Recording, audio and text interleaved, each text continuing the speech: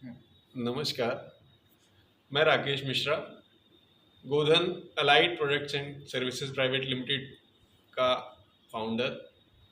ये हमारा स्टार्टअप जो है वो एक बड़ी संकल्पना को साकार करने के लिए शुरू किया गया।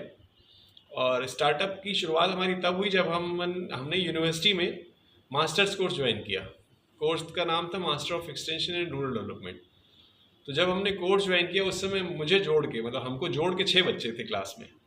तो 6 बच्चे थे क्लास में, तो मेरी इच्छा तो खैर उसको पढ़ने की थी, मैंने तो पढ़ने के लिए ज्वाइन किया था। जब हमने कोर्स ज्वाइन किया तो हमने उसके ऊपर 3 नोट्स लिखे। 3 नोट्स में एक नोट हमारा ये भी था कि हमारे पास जो ग्रामीण भारत है उसके लिए एक अ, व्यापक परिदृश्य में नई दृष्टि से सोचने की ज़रूरत है, एक सम्यक दृष्टि से सोचने की ज़रूरत है। और न सिर्फ सोचने की ज़रूरत है बल्कि उसको जब तक नए तरीके से नहीं देखा जाएगा तब तक उसकी दिक्कतों का समाधान निकालना आसान नहीं होगा।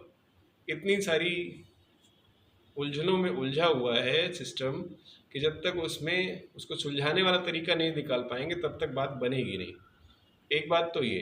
दूसरी बात ये कि जब हमने उसको देखा कि उसमें सरकार, बाजार और जो आपका एकेडमिक इंस्टीट्यूशन है इनका तालमेल, तो उसके ऊपर फिर नए सिरे से बहुत सारे लोगों ने सोचना शुरू किया। स्टार्टअप तो उसके बाद ही सामने आया। तो ये जो गतिविधियां थी, इन गतिविधियों में मेरा गांव के प्रति लगाव, जानवर के प्रति लगाव और प्रकृति के प्रति लगाव का एक बेसिक बैकग्राउंड मेरा बचपन रहा है। गांव में मेरा बचपन बीता तो वहाँ पर बगिया भी थी, खेती भी थी, जानवर भी था, सारी चीज़ें जो थी।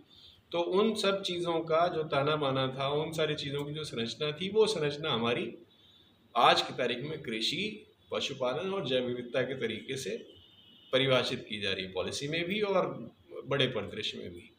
और इन सारी चीज़ों को जोड़कर एक बेहतर आगे का रास्ता कैसे बनाया जा सकता है, ये हमारा एक प्रस्ताव था। तो शुरुआती दौर में हमने जो दिक्कत देखी स्टेट स्पॉन्सर्ड केटल शेड के साथ, तो वो केटल शेड में क्या होना चाहिए, कैसे होना चाहिए, उसके ऊपर हम आगे क्या कर सकते हैं, कैसे कर सकते हैं, इसका खाका हमने विश्वविद्यालय में, हमने फील्ड विजिट से, हमने बाकी सारे लोगों के साथ में कम्युनिकेट करके तय किया। और उसके बाद फिर हमने उन प्रस्तावों को जब सामने रखा तो लोगों ने उसको स्वीकार करना शुरू किया। अब चूंकि उसको स्केल करके और बड़े पैमाने पर किया जाना है, तो ऐसे में यदि सरकार के साथ और बाजार के साथ कुछ तालमेल बनता है तो हम शायद ज़्यादा बेहतर रिजल्ट दे पाएंगे। और इसी आशा के साथ मैं उम्मीद करता हूँ कि हमारी बातों को आगे सुना जाएगा और लोग उस पर विचार करेंगे।